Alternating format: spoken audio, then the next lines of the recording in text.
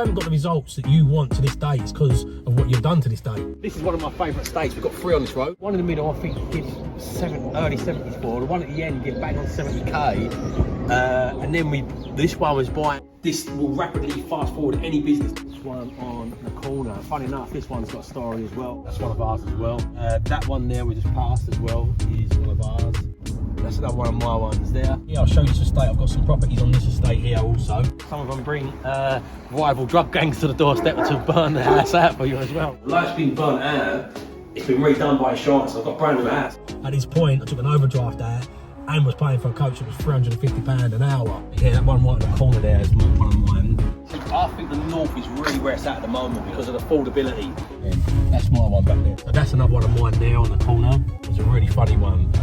I've got HMO on this road. I've already had all my money out and there's a possibility I might have another 20k on top. This estate here, I've got one over there. This is the first estate I bought on. A guy bought 10 houses on this estate for 55k. He had one guy move a horse into the first floor bedroom of the house.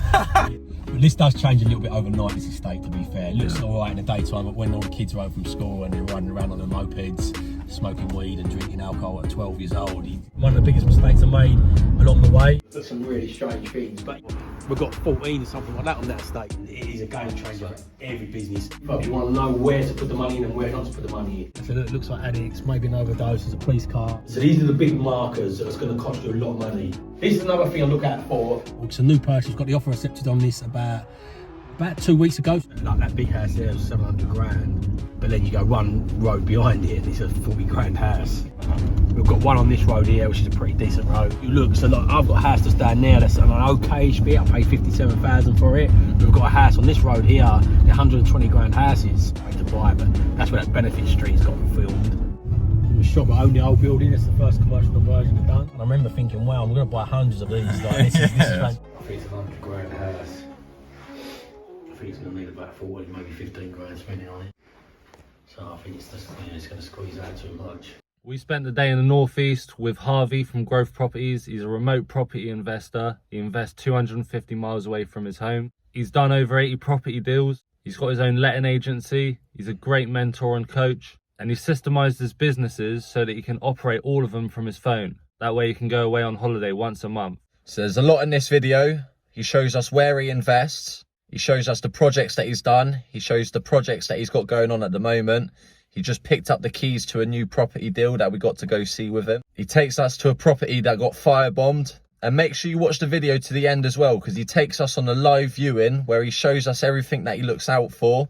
And he shows us what's going through his head at the time of doing that viewing. So it's some crazy property content. So make sure you subscribe for this one and make sure you watch it to the end so you don't miss anything. How you doing, you good, sir? So up here, I thought what we'd do is I'll show you around the area. Yeah. Booked in a couple of viewings, as in new purchase viewings, properties that potentially we could buy. Take you to the one we just picked the keys up to. Yeah. Take you to the one we just pretty much finished. Show you the sort of standards we do them. See, I don't go for high end standard. I just get them nice, tidy. If you get a nice quality kitchen in them, as opposed and a nice quality bathroom in there, I don't fuss over all the little intricacies because people are going to move in there and make it scruffy anyway. But this is one of my favourite estates. We've got 3 on this road. Funny story with this road is I bought the one in the middle first. Then we've got the one right at the end. So the one in the middle I think gives early 70s for. The one at the end you get bang on 70k. And then this one was buying for 71 and it was on a bridge to let. And we got the bridges to come out and do the product. They done the comparables and they used the 2 houses that I'd bought for comparables. But plus that estate over there is called Hardwick, so it's a very different estate from this estate. They used these 2 comparables and one from over there. So the houses on this estate done up to a nice standard are pretty much 90, 100k. Houses on that estate done up to a nice standard are pretty much 70-ish sort of k. So 65, 70k for 3 bedrooms. So I was like, where's the head at? But I pulled out the deal with the bridge to let and just went in with a different lender. But this is my favourite estate. So yeah, we'll show you around here. Let's go to see the builder.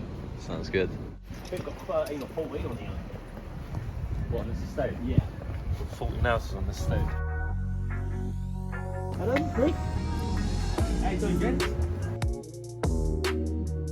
You want to come down with Camera, yeah, we're coming down and do some cameras. So your best smiles on, lads. Been a bit of a chew on this one, has it? We've cut that one in half.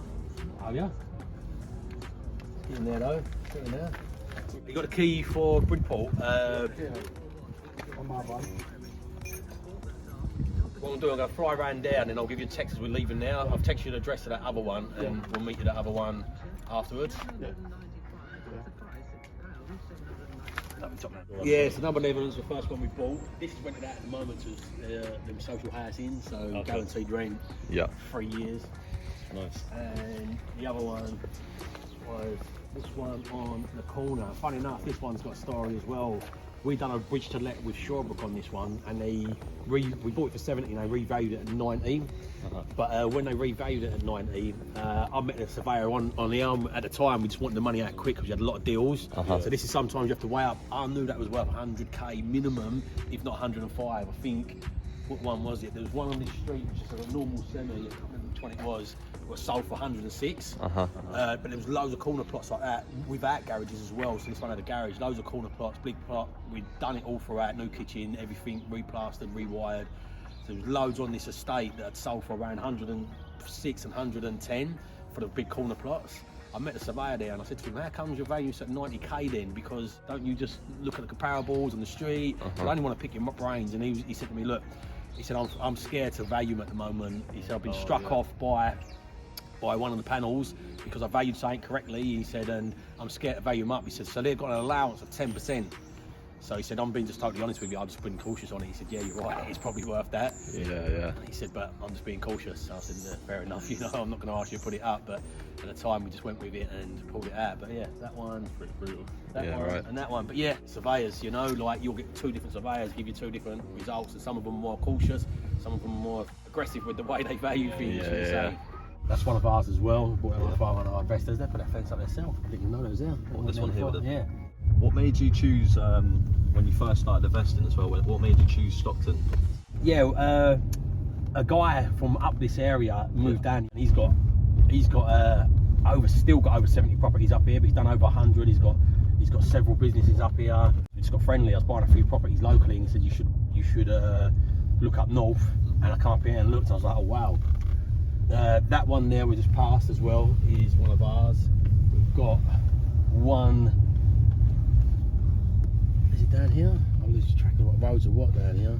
Yeah, if you go down there and do a right, there's one just there, which is ours. I'm not going to go down there. But yeah, I met him. I'd buying a few houses in the south where I was at the time, and I'd run out of money after a few deals. He showed me these and I was like, wow, I'll take you around and show you this first deal I bought up here. And I was like, wow, so it's a game changer. It's all about having that person with the local knowledge and networking with them. I met him randomly because he moved down and met somebody I knew. But that's what made me realise if you reverse engineer that and you meet people in the area, it's more than doable. Back then when I met him, like I wasn't online, social media wasn't what it is today. To meet people now, it's so much easier just going online. You don't have to be a random chance, but yeah, he knew the area well, he had a good network here. The first 5 houses I bought, he supported me. Yeah, after about 5 properties, I just took over building my own team and building it myself, but still with his support there. He guided me, giving me the guidance of the area. So I thought quickly spin over to here. This is Hardwick, so like there's a road between these and there's a bit of a difference. I bought my second property on this estate. I think I give 42k for this one. It's been about 8 years ago now, I'd say, maybe even 9. I can't remember the exact date I bought my first one. I bought them pretty quick. I'm not going to drive on there fully. I'll take over to this other one. It's got a few other bits on the schedule. But yeah, about 8 or 9 years ago. Not got up in any capital appreciation, but I bought it for 42. Spent hardly anything on it and then got it revalued at 67. So pulled all my dough out. I think maybe spent about £400 or £500 on just tidying it up. Wouldn't do that today. The banks were very different back then than they are today. The first few I bought, like literally, I'll show you the first one I bought. The first few I bought, you didn't have to spend loads of money on them. Like the first one I bought, I spent about £1,800 on, like a refurb. The second one I bought, I spent £700 on, and this one, I can't remember if I spent that. That's another one of my ones there as well. That's ready to social housing on the 3-year guarantee. Yeah, so just quickly for the viewers, you've mentioned to us before you like properties where if you can have benefits people in there if you needed to. Why is that? The reason I work with benefits is because of long-term tenants. I want tenants that I don't want high turnover. So because it's far away, I don't want property, even when it's far away or not. I just don't want properties that have a really high churn of tenant turnover. But in general, if I take a housing benefits tenant on, we'll get just like a mum who's a family, like on an estate like we just left. Yeah. They want to live in that estate. They want to get a council home. They can't get a council home. Mum lives at the back. That one with that new fence around it I just showed you. Literally, Nan lived behind the street. Mum lived 4 streets up. Mum was a guarantor. She come with a deposit. They passed rent insurance, so we got fully covered on them. Yeah. But you know she's going to want to stay there as long as the property was done to a nice standard, nice kitchen and everything. She'll stay there. You see, she's making her home. She's put a fence up herself. So she'll stay there because she wants to be on that estate. So you get the longest term tenants. So this estate here, I'll show you this estate. I've got some properties on this estate here also, and this estate here, that one right in the corner there is one of mine. This estate here is a little bit of a step up. You just start attracting first-time buyers a bit more on this estate. So here, I'm not quite there yet, but this area, you've got more of a higher probability of not such a long-term tenant because you'll get more working tenants. And we'll buy a house in like a year or something. Absolutely. So we'll show you the bungalow we just bought. The reason we'll buy them anywhere. I will buy in nicer areas up here because it's nice to have a diversification, like that Hardwick, that one I just showed you, in 40k houses. You don't want loads and loads of them. That's my one back there. Sorry guys, I've just passed it. Sorry. But yeah, you don't want loads like that. So it's nice to have a diversification. As I said, that's had no capital appreciation. That house we just passed there will have a higher chance of capital appreciation. The estate that we picked the new keys up, so the new property has also got a much higher chance of capital appreciation. So that's another one of mine there on the corner. I bought that one for 48k. That one was a really funny one. To this day, it's one of the most funniest ones I've ever bought. The house was probably one of them, like talking of somebody living in a really bad state was an underestimation. It was just disgusting in there. And I remember as we got close to completion, one of the little tricks we do when we get close to completion is we say to him, don't forget you've got to clear this property out. So we don't want to be too demanding at the front end saying, we want this, we want that with the vendor, because otherwise they just go, go away, you're already bidding them down on price. So right when you get close to exchange of contracts, you want to say to the vendor, make sure that property's empty. You know, like we'll exchange contracts once you agree, like let us know the empty date and we can guarantee this empty. You do it through your solicitors. So we've done the same on this one. The guy was like, oh, I thought you was going to get rid of the rubbish. I was like, no. He said, well, say if I knock £300 off and you do it. I was like, no, more like 500 quid. But yeah, go on in. So we knocked £500 off. I thought he was still going to take all his belongings. Literally, my builder knocked on the door and he was like, we're here, like, because he had the key, he was still living there. We said, we're here to pick the key up for the property. He's just completed. He went, oh, brilliant. He had a cup of tea in his hand. He put the cup of tea down, gave him the key and walked straight out. Didn't pick up a coat, didn't pick up nothing, didn't take a suitcase with him, just walked straight out the door. I'll show you the pictures of it in a little while. I'll share you the pictures and you can share it with your audience as well. And I was like, what? Like 500 quid didn't even come close to clearing it. Like we thought we was gonna at least take his stuff, you know, like a hot cup of tea left on the side and everything. Crazy. I've got HMO on this road, was rented to the housing association, like their housing providers. This one is fully insuring and fully repairing, so it gives me no hassle. So I rent it cheaper than the room rate. Yeah. But like, look, it's this one right in the corner here. So it's a 6-bedroom HMO. It's the one on the corner here up the top there. I give £57,000 for the house. I spent 9k originally putting it into a HMO. Because of the spot of it, it didn't work that well as a HMO. Yeah. I then give it to these housing providers, took it off me for a 10-year lease. So they said they pay the license, they pay all the repairs, they pay the insurance, all I pay is the mortgage on it. I think the mortgage is just about to get remortgaged now. I think it's about 230. I get £900 a month for that. That's clear £900 a month. So I only pay £200 on the mortgage.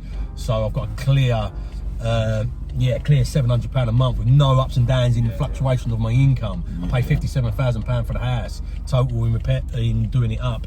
I think I've done about 15 grand in it, so the return on that's phenomenal. I've already had all my money out of that, by the way, and we're just going for a new round of funding as well on that, because I turned it into a 6-bedroom HMO, and yeah, I think I might be able to raise another 20k out of that. So I've already had all my money out, and there's a possibility I might have another 20k on top. We're trying, we don't know. It might, because we've got a 10-year fixed lease on there, and the income on that is so strong, like the net income so strong.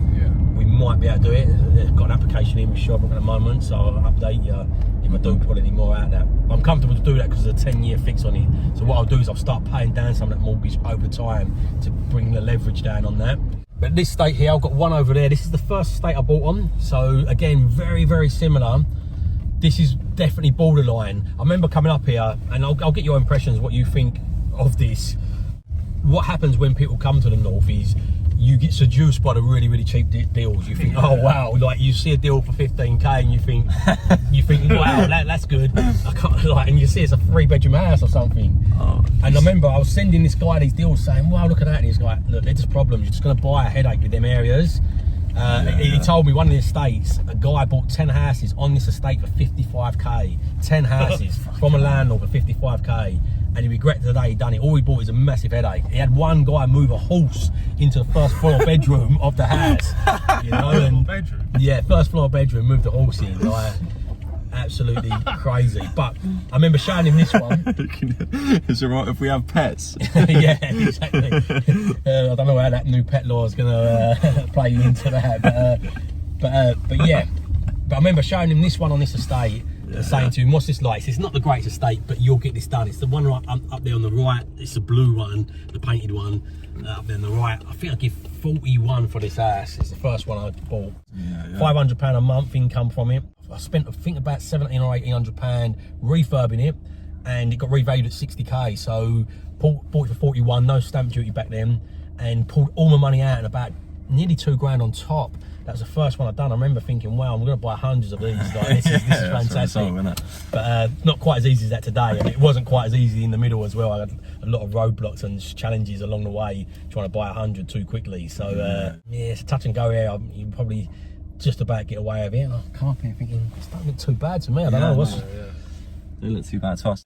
But this does change a little bit overnight, this estate, to be fair. It looks all right in the daytime, but when all the kids are home from school and they're riding around on their mopeds, smoking weed and drinking alcohol at 12 years old, you sort of kind of get a different view of it. It's not as bad. This is just about borderline, but very similar. I've got 1, 2, 3, 4 over here. I've got a housing provider tenant in the one around here, the one we just done back up, and that's getting £500 a month as well.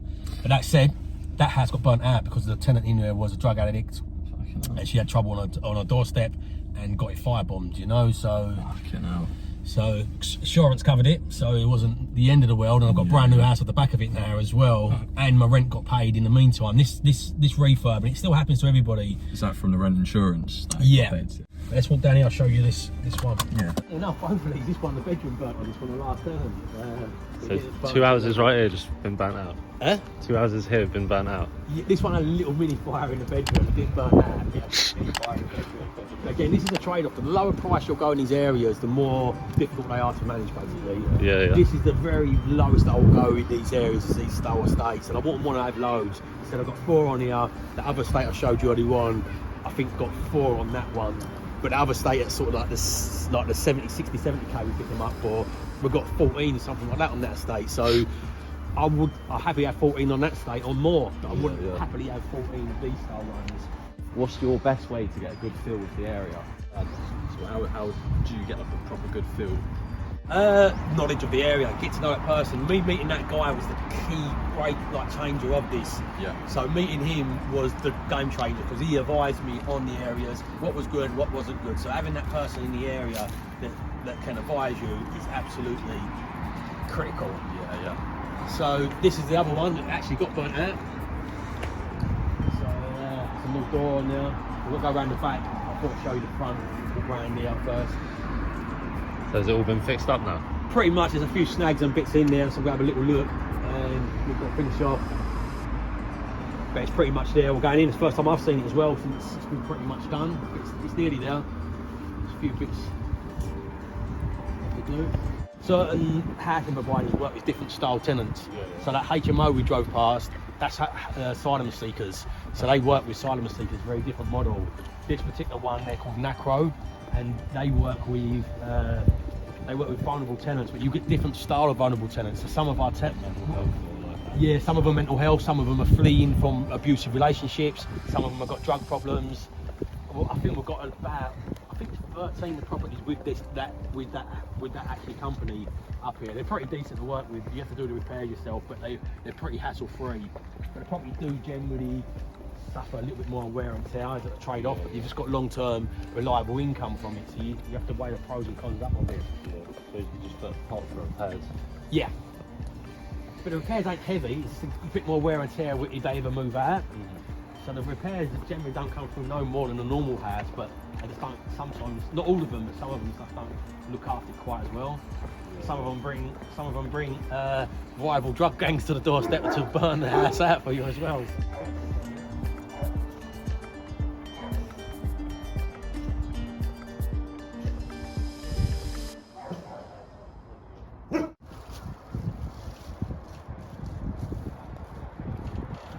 I think the north is really where it's at the moment because of affordability. This is where London's going to be so squeezed. It's an 18 times multiplier of the average wage in London. So people would, I was in Rick Gannon's group this morning, it's like, what does people think around London? It's going to bounce back. I said, I think London would always steadily tick along. It's not going to grow at the pace it did before because the affordability is not there. And all the ownership is predominantly older people that bought the house when the affordability was there, and their house is in higher, like, gone up loads of money. So yeah, these areas, as there's more employment coming into these areas again, because the power's on the North Hill, big employers are realising I don't need that swanky office in London. I can have an office in Teesside or in Liverpool or in Manchester for a fraction of the price and still earn the same money at the back end. I think it's a massive change. Alright, it's the first time I've been in here since it's been pretty much complete. You see the garden film is a little bit clear. This is pretty standard of where we get the properties done now. The cleaners got to come in. We usually put a cooker in them, but because it's a housing provider, cookers, they just never look after them, so it's something you'll clean out. If I was renting this out in the open market, I would put a fixed cooker in now. This is a magnet kitchen. I think I get £2,100 for this kitchen. That's with everything. That was with the cooker hood. Bit of a nice cooker hood, done this on the insurance obviously, so it was kind of a little bit nicer than I usually would. I usually get these style sinks off of eBay as opposed to off of out of magnet. I made the wrong colour choice with the worktops. I think I should have got a different colour worktop. But only you put cladding up who's had existing tiles. Again, these are all little points you can just save money on. Like, it doesn't make it rent no better or value it massively better to have cladding or tiles all the way around there, just to splash back where that is. If, for example, I'd refurb this kitchen and it had tiles way around it already, I'd either put cladding over the top of tiles. Then particular builders don't charge me more, so just prefer fitting it with taking the tiles off. Or to take the tiles off, rather than replaster the wall, you just put cladding along where it used to be. But if I don't have to, this is more than adequate enough. So this flooring we get from Magnet, it's about £5 a square metre, so like reasonably priced. Really nice flooring. Makes it costs a bit more, like to do a whole house in carpet. We can get a whole house done in carpet for about £1,100-1,200. To do it with flooring, it's probably about £1,600. Like with flooring downstairs and carpet upstairs. But the wear and tear is so much longer. The look of it looks better. I find it's better for renting, for the revaluations. We just get a little bit more from it. This staircase eBay. eBay? Yeah, about 200 stuff quid. from eBay, don't you? Huh? Yeah, a lot of stuff from eBay. Yeah, you find a lot of really good stuff on eBay, you know, especially sinks and taps and things like that. We usually put the chrome around this cladding, but that's a cladding, but we usually put the chrome around the edge of it, makes it look a lot nicer, makes it not so much black. Yeah, black. It's got the wrong one, but it's too late now. Looks nice, don't see any different. I've got no difference between using that and tiles on the valuation. Similar again on the flooring, we use just lino in the bathroom. We don't use lino in the kitchens because they rip quite easily. Similar again, this had flooring in here, so on the insurance we spent for like, we usually put carpets in the bedroom though. One of the guys coming through the coaching before asking about getting it to a perfect standard. I'm like, look, one, it's going to suffer wear and tear. And I showed him the competition that's on the market. I said, what would you rather do? Walk in the house, and we went through about 20 properties that didn't have a nice kitchen in or nice bathroom. There was probably 1 in 20 that had a nice kitchen and bathroom. So what would you rather rent? Walk into a house that's got a really nice kitchen and bathroom, the cutting in ain't done the best, or it's not quite there on the finish, or one that's got a really good finish but it's got a really old dated bathroom in it.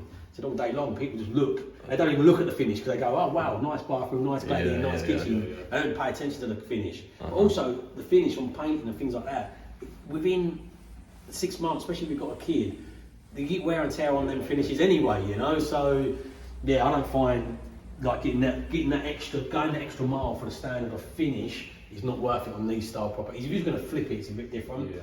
I was just about to say, if you're doing it to sell, yeah, you'd make it like gleaming, wouldn't you? Yeah, absolutely. But even then, depending on the area, there is a point of diminishing returns on that, you know. So even this, there's a sale now. Even this would sell because you've got to look at all the other properties on the market for sale. Not many of them are like show homes, you know. So the kitchen again, someone will walk in and go, "Wow, really nice modern kitchen," and that would set it in itself. But yeah, you do go a little bit of a higher standard, but depending where the area is. So the higher the end of the area, the more higher standard you would need to finish at. Yes, as I was saying, I really like to be honest with people with this. I'll just quickly do it live to show people how long it took. It took double the time. It happens sometimes, even to experienced people. Like I find a lot of investors are like gamblers. They don't tell you about that win, you know. Yeah. Like, and this one, the numbers on this one are really good again. So I bought this for 40,000 and got it revalued at 60. So we got pretty much all the money out of it. Spent hardly anything on it, but the kitchen was in a bad state. So although it's been burnt out, it's been redone by insurance. I've got a brand new house, basically. It's been all freshly replastered. Some of the wall had wallpaper on before, been freshly rewired. It's got a brand new kitchen in it. The kitchen was old and dated in years, so yeah. But them numbers, I will be really clear, was back in between 2012 and 2016 short time, before they announced the Section 24. And as we come out of the last recession, the government printed loads of money, put it back into the economy. The banks were lending aggressively. So banks go through cycles like anybody else does. So when the markets and everything's doing well, banks will lend a lot more aggressively. When times are uncertain, banks get a lot more cautious. Or when the exposure's too wide, certain banks lend out too much money and the exposure's too wide, they're a bit, we're a bit worried here. And they'll pull out the market for different style lending. At the time, between 2012, as I said, and 2015, I think it was, they was lending really aggressively. You could literally do the BRRR refurbish strategy without even really refurbishing. You could just buy it and remortgage it, you know. But then what we got as an exchange offer for that was really poor level tenants. Even on this estate now, let out in the open market, I know we'd get a good tenant in here because of how well it's been done up, you know, and because our process is behind the lettings now. But it was a trade-off for it. I got all the money out, I've got a lot of headaches with tenants in the meantime. Right, so we're at the property. Join Harvey's group on Facebook. We'll put the link in the description. I think it's Harvey Grove Properties. He's on a live right now, so yeah, every day there's a live where he's dropping knowledge. So let's go see him. More like tiles, but we go for cladding in these. So again, new toilet, new cladding. Put the lino down on the floor now.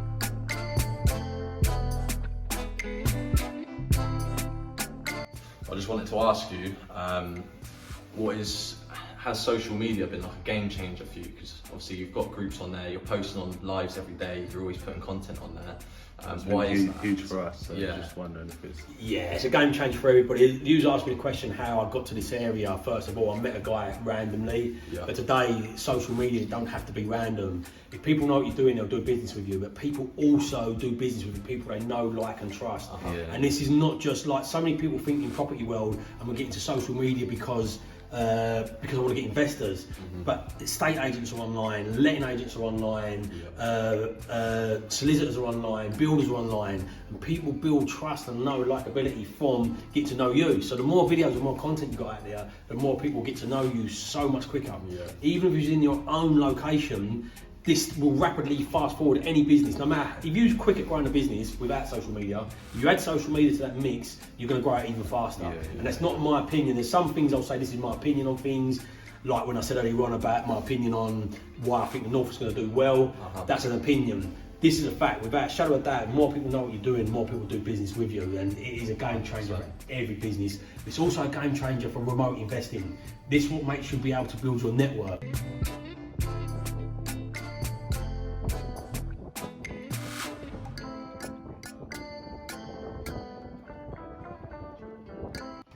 Sweet, so we just picked up the keys to a property here. Yep, so this one is a 1-bedroom bungalow. This is in an area like, so this shows you the different polarizing. So I showed you, the other areas I showed you earlier on was like the lower end ones. And when you asked me the question of like, why do you go for that style profile tenant, a lower end one? This is much more of a higher end profile tenant. We've got a few properties over here. We like to diversify the portfolio, but definitely high chance of capital growth. But I like it's because of bungalows, so you know, you get a lot of retired people, so you're probably still going to get a long-term tenant. Yeah, it's not somewhere we buy massively on this estate, but we will buy. Got another one going through over this estate. We've got it pretty cheapish as well. We've got enough margin in there, but it's different style tenant and profile. But yeah, let's get in and go and have a little look around of what we've just put the keys up to. Right, okay, let's go and have a little look around. It's not the first time I come in. I come up when we was having this going through. We'd already had the old first septic when I first viewed this.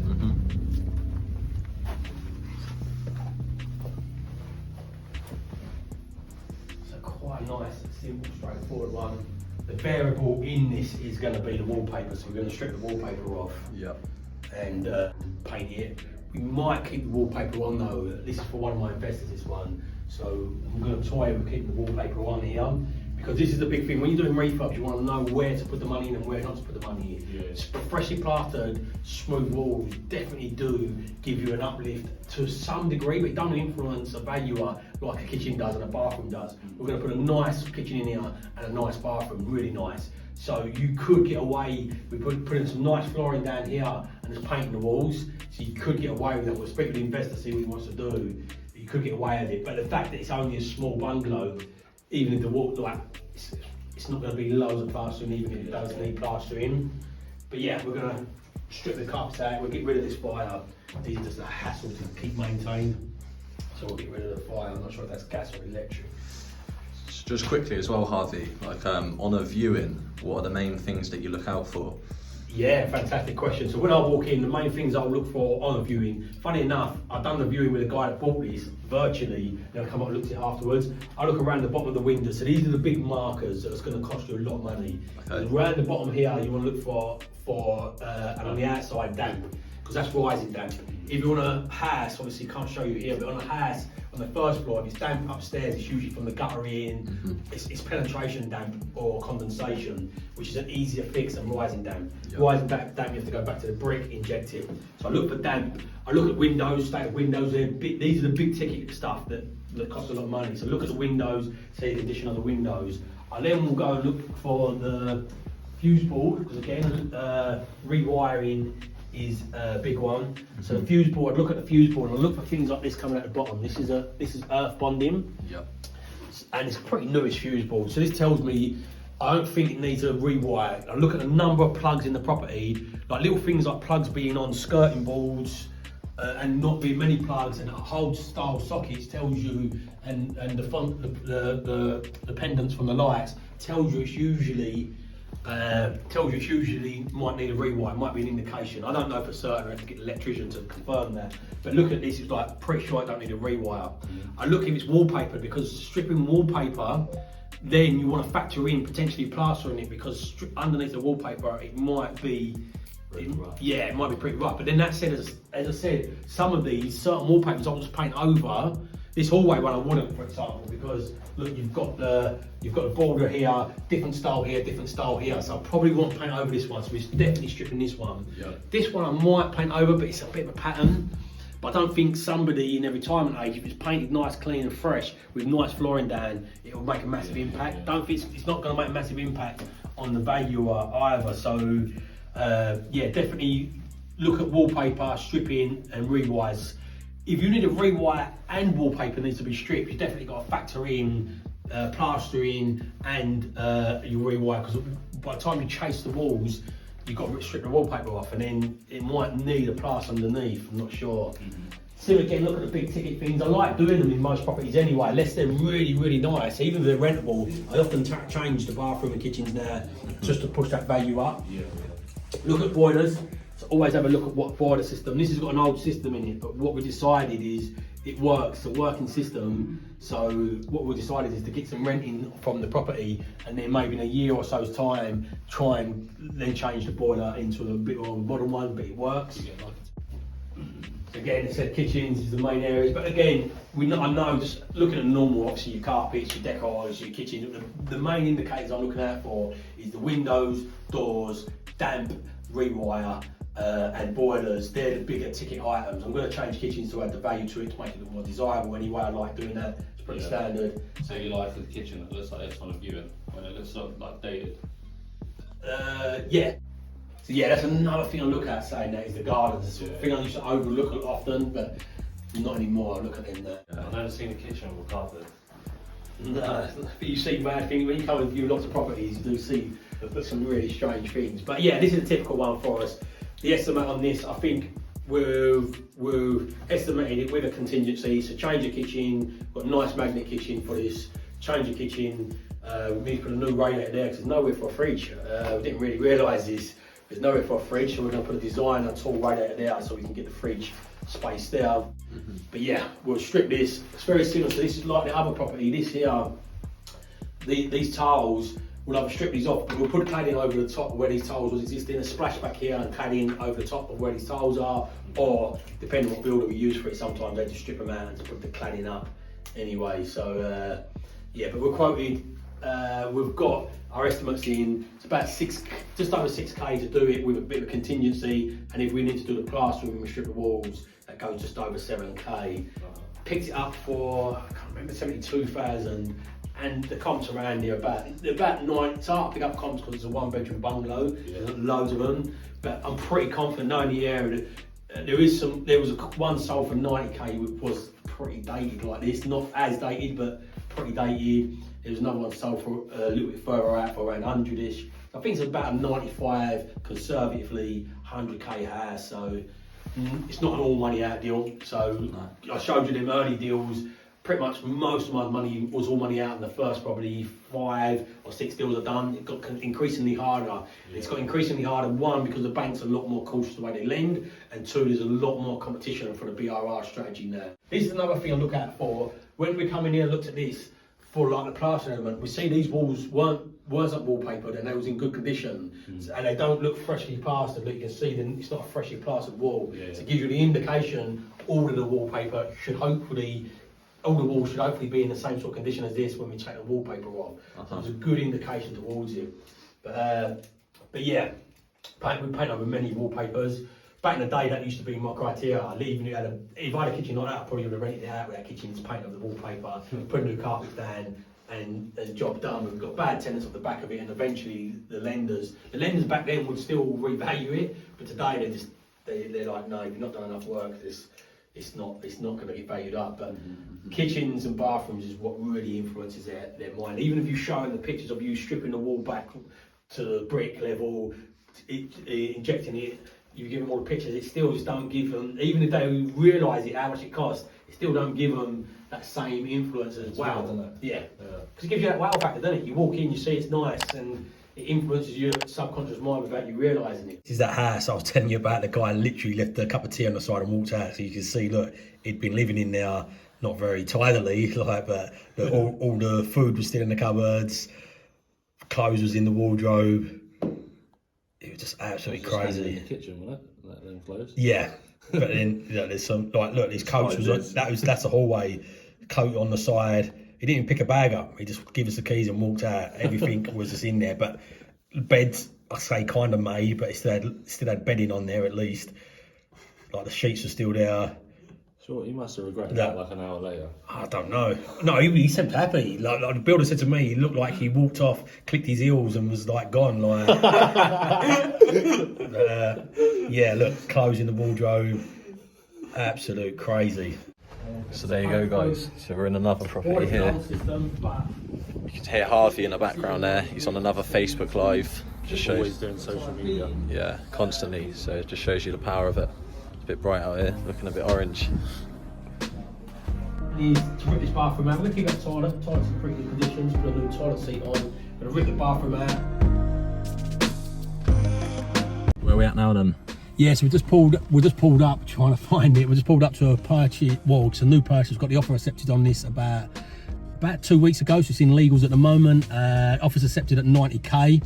It was on for offers between 95 to 100. We've got the offer accepted on this one at 90k. It's quite a smallish road, so there was only one comparable. This one's a semi-detached. The comparable sold recently was a end terrace in a poor condition for 117. So that was my minimum at 117. But I know the condition we're going to get this one in, definitely going to be nicer than that one. Within a quarter of a mile, there's another one, same semi-detached, but 125. So it's definitely a 125 house, but worst case 117. So I think it's going to need a new kitchen, not much in it, new bath. We'll show you when we get in there. I think the vendor's there. I'm not sure we can record on this one, but it's going to need, again, it's probably around 5k-ish spent on it, maybe 7 tops, and it's going to be worth about 125. So, and it'll rent for about 650 this one. Wicked, wicked. I've just have a look around. Yeah, it's okay. We can come in.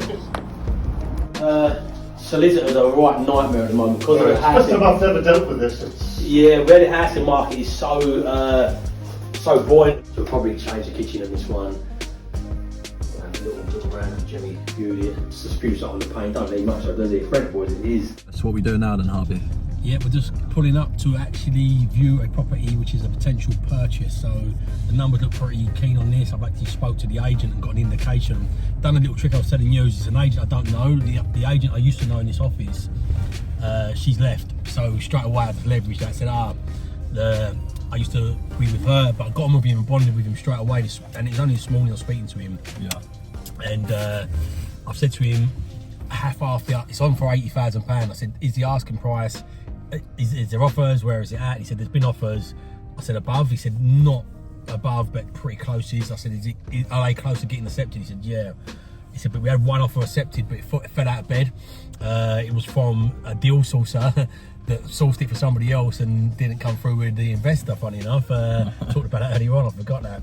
Yeah. And I said, okay, yeah, we're keen. I said, what did he offer? I know you can't say. And he said, yeah, I can't say. I said, but if I was in the region of 76, would I be in the ballpark? And he went, yeah, you definitely would be close with that. So it's probably a 95 to 100k house. He told me 110. I spoke to a different agent and got a verification earlier on. It's more of a 95, 100k. So let's have a look. On the pictures, it looks like a fair refurb, probably about 10k refurb. So if it's a 100k house and we can get it for around sort of the mid 70s, it'll work at about 15%.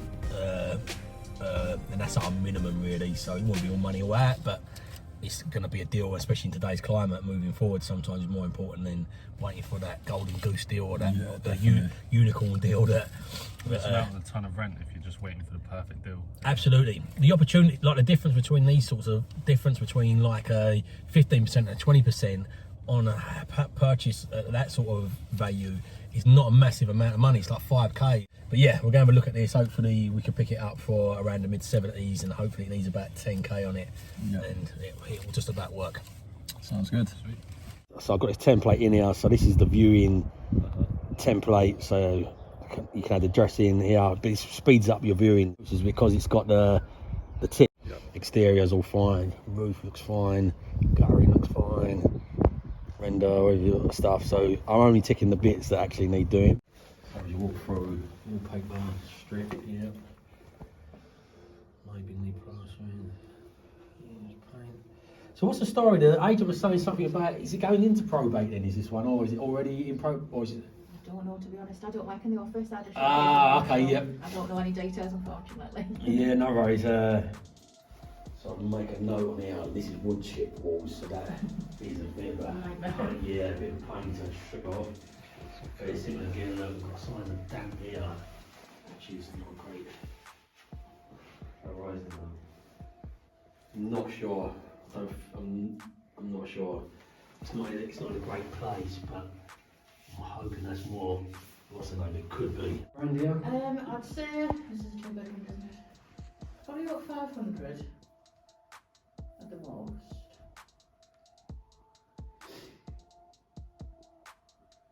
Market's been crazy at the moment, hasn't it? Oh, we've literally sold everything we've had. We're like scrambling around trying to find places now. But yeah, it looks like probably rising damp because there's signs of the air as well. Loads of salt build up there. So it looks like it needs a damp proof course, which is a big stinger. Looks like that damp is all the way around the property. So if you had a bit more of a budget, it'd be nice to open this out into a kitchen diner, but Yeah. you wouldn't do it on the budget and the margin that's got in this. It wouldn't add enough value to do that. Nice garden. This size of down there as well. So they're whole floor. Oh, that looks a bit Old school. yeah. It's got the earthing thing though. Yeah, it's been asked us. I think that's probably being indicated. Sometimes they're just old school and the wiring in the rest of the house is not what's the name, but that's quite a dated plug. Yeah. But that's quite newish, so it could have been that it is a suspected rewire on this one. It'd be nice if you could try and get this into a 3-bedroom somehow.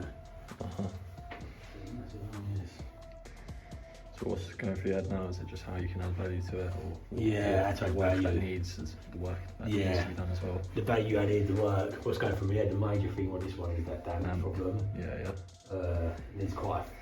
It needs fully stripping, so you're going to have to account for potentially plastering, which you're probably going to need doing. You don't know until you get that plaster off the wall.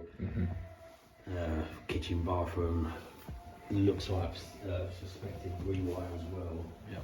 So yeah, it could be quite a chunky,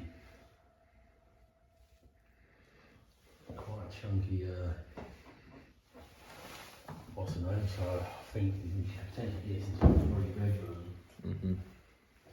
Layout's a bit odd. It's a nice size. Game's a killer on this one, to be fair. I think it's a £100,000 house. I think it's going to need about 40, maybe 15 grand spending on it. So I think it's just, it's going to squeeze out too much. Oh.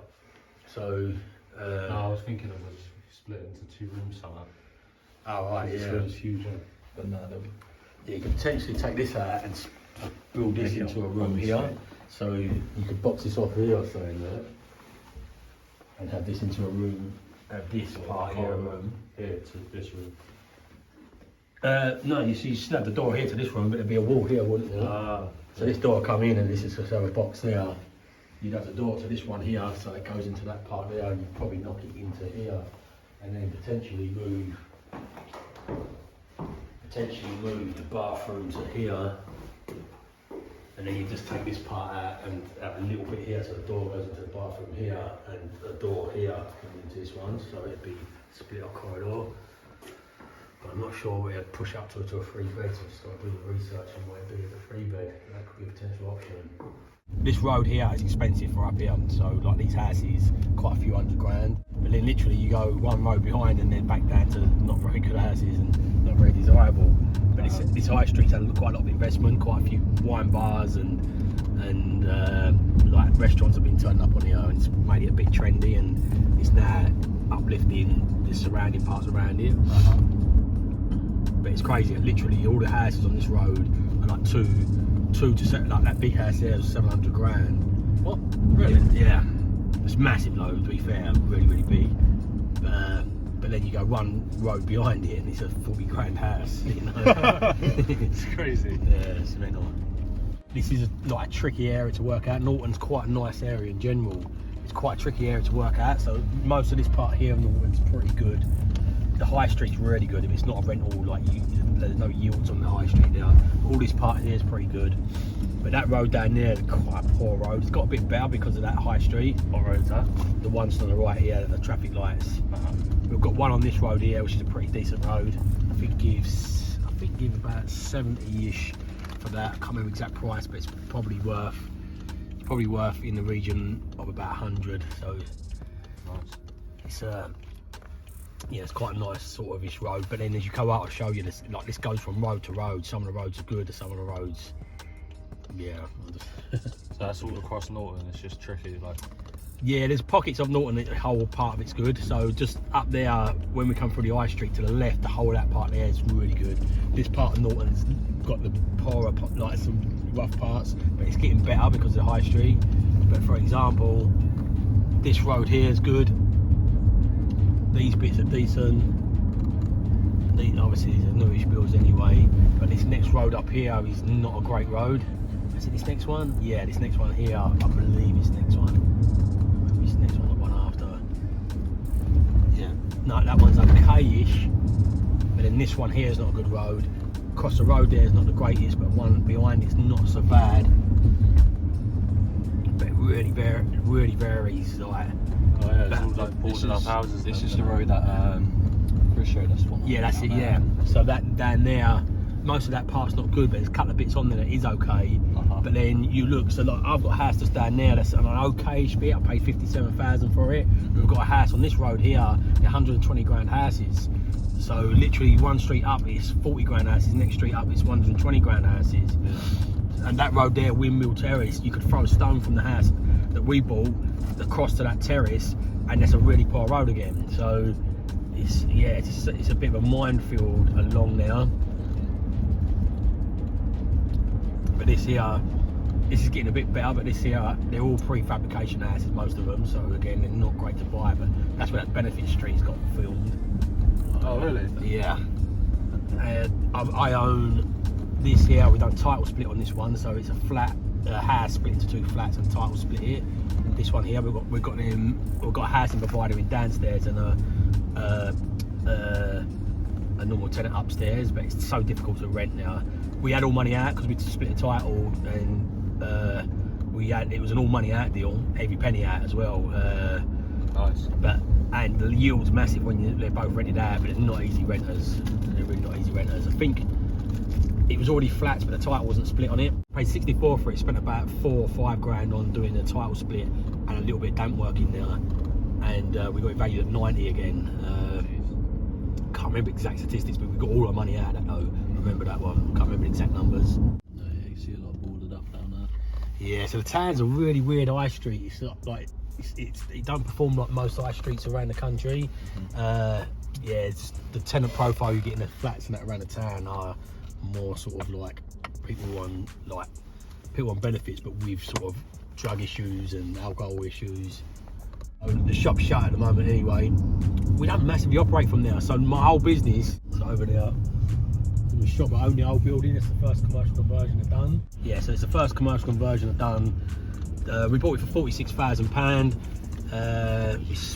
In total, we had just short of 95k in it with the planning, the refurb cost, and it was a shop with 1 flat upstairs, and we were a 1-bedroom flat, so we turned the 1-bedroom flat into a 2-bedroom flat, and we cut the shop in half under permitted development and made a studio flat at the back of the shop. But this is a nice thing with commercial development. This is a nice thing with a lot of stuff up here. It's the lower barrier to entry. It's hard to get the values pushed up, but I met a valuer on the job. I got the same valuing company to value the shop as we've done the commercial, like we've done the title split on. And with commercial valuers, you can pick the valuer. So I thought, oh great, he valued it perfectly. Let's go with him again. I got on with him, gave him my value pack, and really got along. Because it was a mixed use unit, we got the same company but a different guy. So the guys turned up, as soon as he walked in, I was like, his straight response was, I know what you're trying to do with this. Why do you think it's worth this much money? I know what you're trying to do. You can't get your money out of deals anymore, blah, blah, blah. And I was like, oh, you kind of can, because you've just done it with one of your valuers. I didn't say that to him, but in my head, I'm thinking, you've just done it. And with somebody from your valuing firm, but I tried to please him a little bit.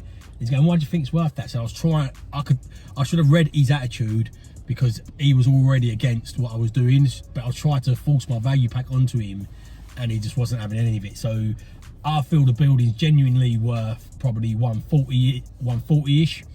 It was hoping 150 maybe on a generous valuation, but 140-ish, even off of the rental yield alone, it's worth about 130 off the rental yield alone if you've done the rental yield. But because I bought it in an SPV with a JV partner, he funded it.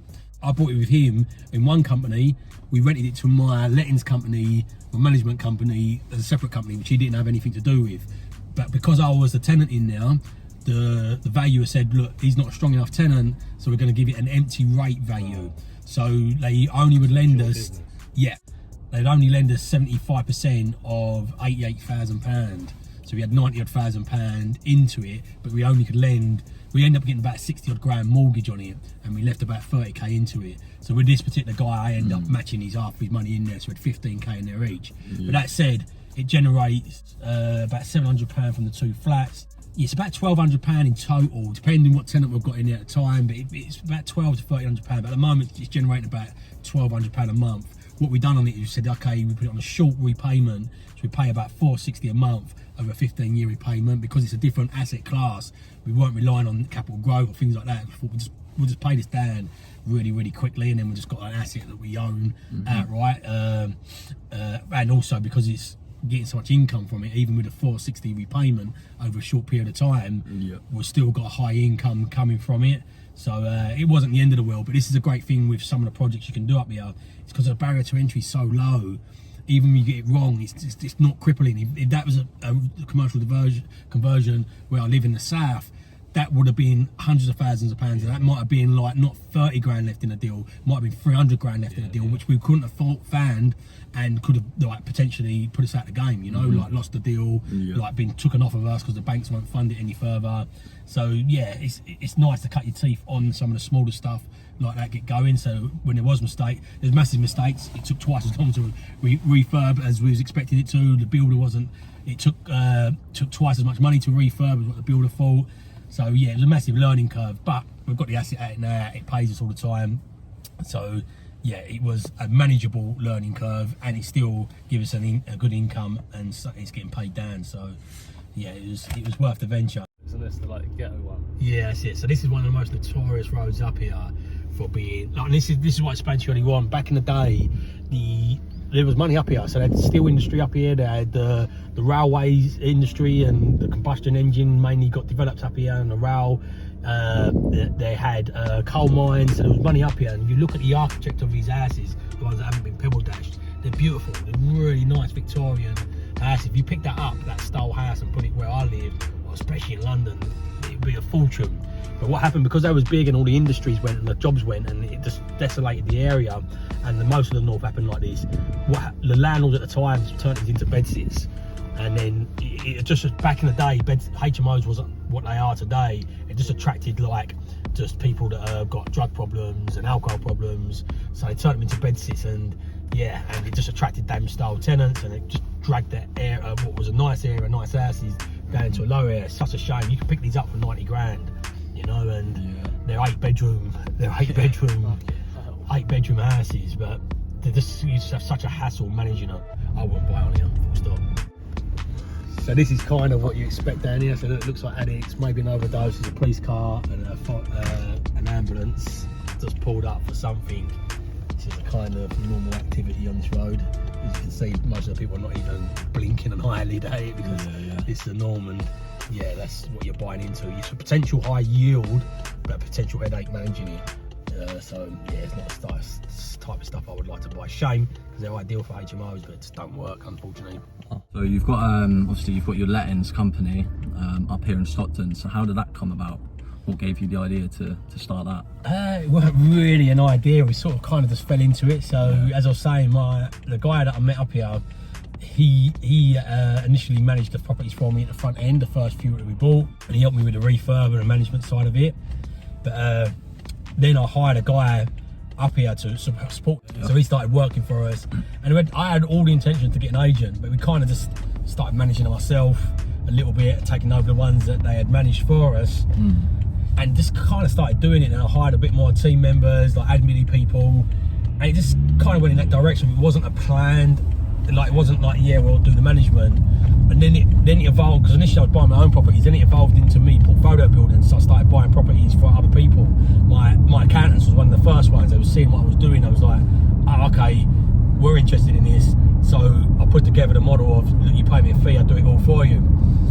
And then we just started managing ourselves. And then I started thinking, okay, could be a bit of an extra income revenue stream, and lots of people talk about that, but in all honesty, it was probably one of the mistakes I made one of the biggest mistakes I made along the way. Lettings needs even at the moment now, we really have to get commission-based stuff in the company each month to make money. Other than that, just off of the management alone, we're not at enough volume. We're not at enough volume for it to earn money just off the managements alone. And the moving parts of a lettings agent is there's so many. It's such a business that needs, if you don't want to work in it yourself, it needs loads of systems. But as I said, I started just doing it ourselves. We got to a size, like when I was buying a bit more prolifically up here, I was buying 2 or 3 properties a month. And what was happening was, we was buying them, we took on the management ourselves by no plan. But then that was the part that nearly undone us at one point, because as we was buying more properties, we wasn't systemised enough to be taking on that many properties on the management side of it. But the problem was, the more properties I was buying, the more I was compounding to the problem of what we had. And I thought it was a staffing problem at the time. It wasn't, it was a systems problem. So I kept on hiring more staff, but then the overhead just got completely squeezed out of it, and then was making massive amounts of mistakes with investors' properties, which I was having to reimburse them. It got to quite a painful point where, yeah, I was in the middle of it thinking, what have I got myself into? And then I was having to buy more properties because that was my big ticket thing, to pay the wages and cover the cost of everything. But the more properties I was buying, the more we was compounding the problem, because we'd have a problem on a property, and then before we've sorted that problem out or worked out how to prevent that problem happening again, I'd bought property number 2, and then we'd have the same property on number 2, and then before I've worked it out again, I bought number 3 and number 4. So then the problems was just compounding and getting bigger. So then it got to 2017, and I was like, okay, I need to outsource this. And I went around to try and find an agent to outsource it for me. And I interviewed basically a load of agents. I found big corporates had great systems, but nobody really cared about what I was doing. They just had an admin person on the desk. Yeah, absolutely. Then I found smaller boutique ones that really cared, but then they didn't have the systems to support any more growth. So it's like, look, you as an owner, it's going to break. Like, it's running well because you're running it well, but you haven't got the systems to grow it anymore. I found one guy, I'm still friends with him to this day, but he didn't have enough systems. But he kind of was there. I trialed him out, and yeah, he just wasn't there. Like, it was better than I was at the time, but wasn't what I'd expect to be for paying for a service. So it's like, if it's not going to be run right, I might as well just not run it right myself, rather than pay somebody else to not run it right. He was a lot better than we was, don't get me wrong, but yes, not what I wanted. So I took the conscious decision. It was a real brave decision, because I was getting into a bigger bit of a hole with things. In 2019, I decided to slow down buying properties, although that was the part I enjoyed more. I decided to slow down buying properties, and we got a business coach, one-on-one mentorship, and a mastermind group. So, this is where we got a 90-day planning system from. So every 90 days we sit in a mastermind group, we plan our 90 days out, and then we put the systems in place to hire people correctly. So we restructured the team, and then we just spent a whole year, like literally went from buying sort of 20-30 properties a year to buying 4. I didn't stop buying properties because I still needed to get that income in a little bit, but it was scary. I had to take an overdraft out, and just to make sure I had enough to float, because I took on a massive overhead with the size of the team. So I had to restructure the team, bring that down, re-systemise it, and then pay for a coach. At this point, I took an overdraft out and was paying for a coach that was £350 an hour. So it was quite scary, but I knew, look, if you do what you keep on doing and you think you can achieve, like, if you haven't got the results that you want to this day, it's because of what you've done to this day. And then you need that support from other people, but not even the support. I'd read hundreds of books. I knew what to do, but I wasn't implementing it. I needed that accountability. He didn't tell me one thing that lit up.